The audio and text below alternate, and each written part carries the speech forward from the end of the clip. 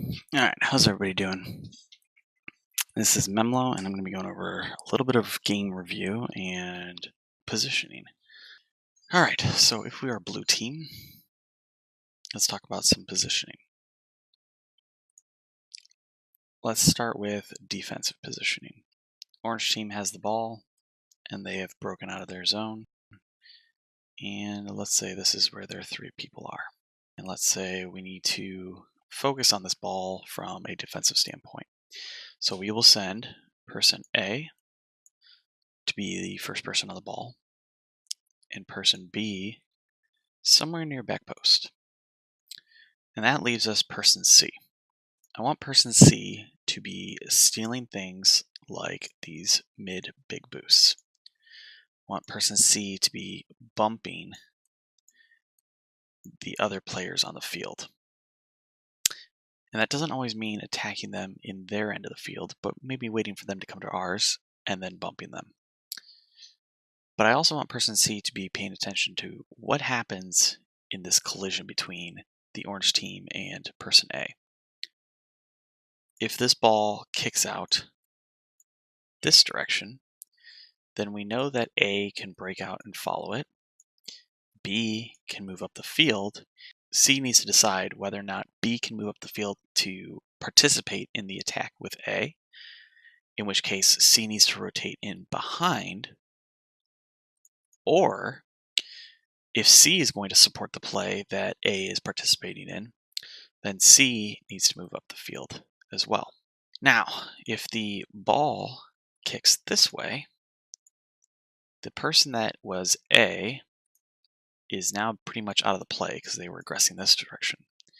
The person that was B now needs to take on the ball, and C, after they're bumping and taking boosts and everything like that, needs to rotate to back post. Now, A has become C, B, as they take on the ball, has become A, and C has become B. And we begin this rotation all over again. Now, what is not required is we do not need the rotation to go A, B, C every time. If A breaks up the field and happens to get the ball in an advantageous place, let's say the ball kicks across the field, now C can take on that ball and potentially take on two more defenders. This makes him A. As A needs to drop back because he needed a boost after that play, he becomes C. And as B moves up to support C, who has now become position A, he becomes B. So he stays the same letter. But you can see how, as the play develops, these roles take on their position and shape. And we'll go over that in some game review, and we'll see how that exactly that happens. But having those positions and knowing where you need to be is going to be very important. So let's talk about on the breakout. Person A is on the ball. Person C knows that they need to be supporting this play. Person C needs to call out that they can support back post so that person B can assist in the clear with A and perhaps get a two-man clear on that ball. And we've seen two-man clears and we've seen how they've been effective. This means that A and B need to proceed up the field, and depending on what happens with the ball, C can dictate their play. So let's say the ball moves upfield like this. B keeps this path going and meets the ball. A keeps their path going and supports B.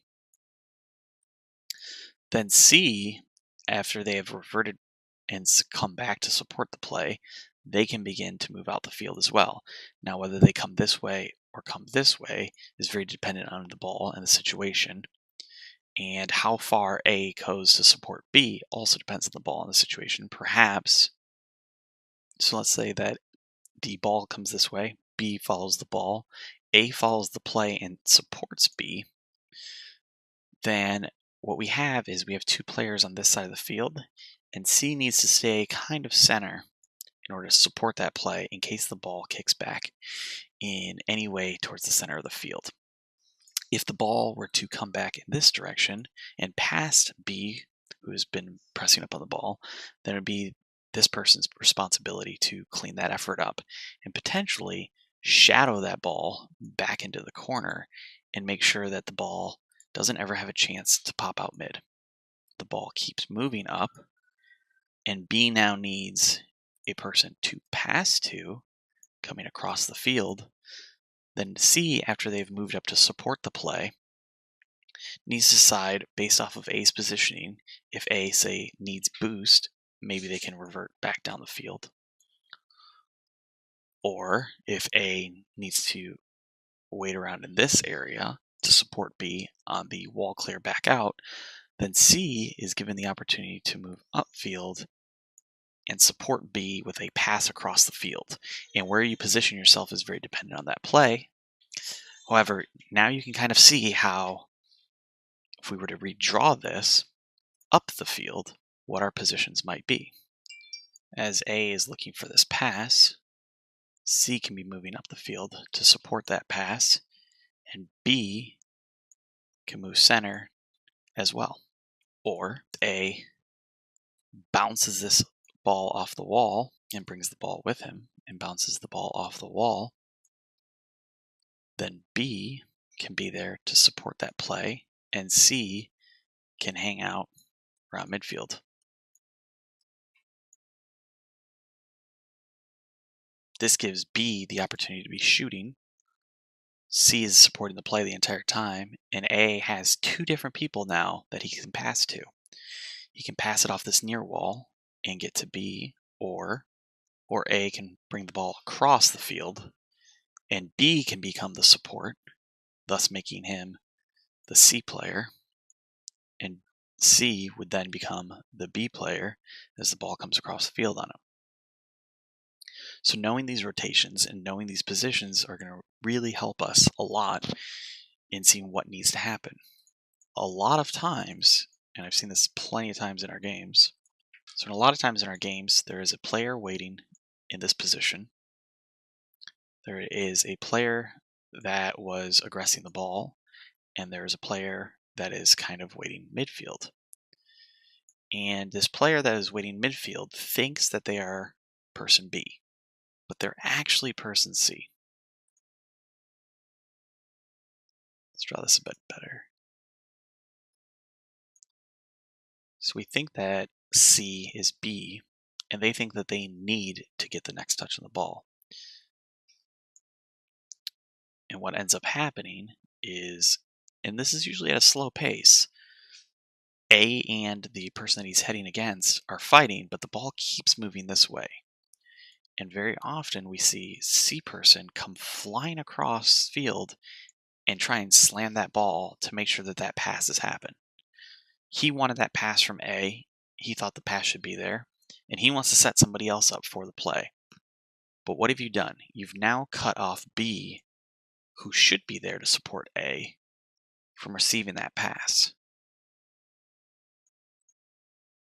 And if situation is dictating, we want to see B assume the ball and proceed to give that pass across to C in that situation, where you have somebody sitting and waiting for that boost.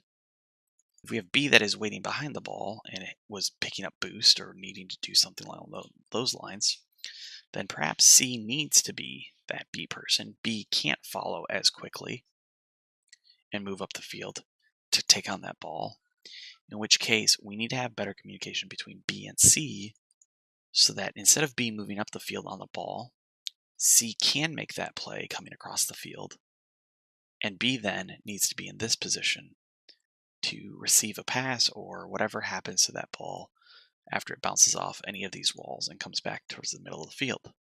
That leaves A in a little bit of an awkward spot where they need to now choose, hey, I've lost this ball. Should I come across the field to collect boost and become the C-man? Or should I come back on the ball this direction? And I would almost always argue that A should not follow the ball along the wall if they have someone supporting them. If the ball is in the corner and comes back this way, we most likely do not want this player coming back this way. It is this person's responsibility on whether or not they should attack the ball or shadow the ball back into the corner and delay it in order for teammates to come back. 9 times out of 10, it is better for this person to rotate out of the play or rotate the midline back to try and get back into this corner position so that they can be facing upfield towards whatever is going to happen on this far right side of the field. So keep that in mind when we're playing. That is the defensive and offensive basics of the ABC rotation. We'll get in more to it with some videos and perhaps more drawings like this.